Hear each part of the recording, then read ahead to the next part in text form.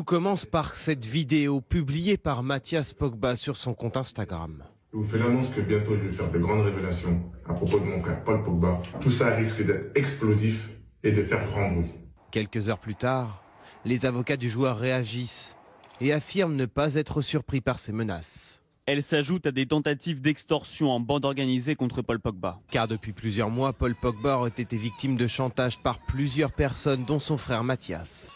Notamment au mois de mars, lors d'un rassemblement des Bleus. Et il a tout simplement été kidnappé par des amis d'enfance, c'est comme ça qu'il faut les appeler, des gens qu'il connaissait depuis son enfance, de Lagny-sur-Marne, là où il a grandi.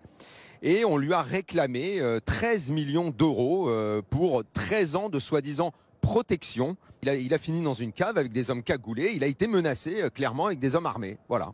Ces informations de la radio France Info ont été confirmées par l'AFP. Au début du mois, une enquête pour tentative d'extorsion en bande organisée a été ouverte.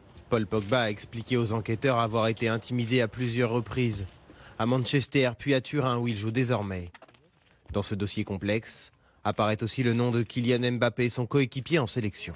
Son frère et d'autres personnes le feraient chanter parce qu'il aurait parlé à un marabout afin qu'il jette un sort à Kylian Mbappé pour qu'il soit moins performant. Une version démentie par Paul Pogba.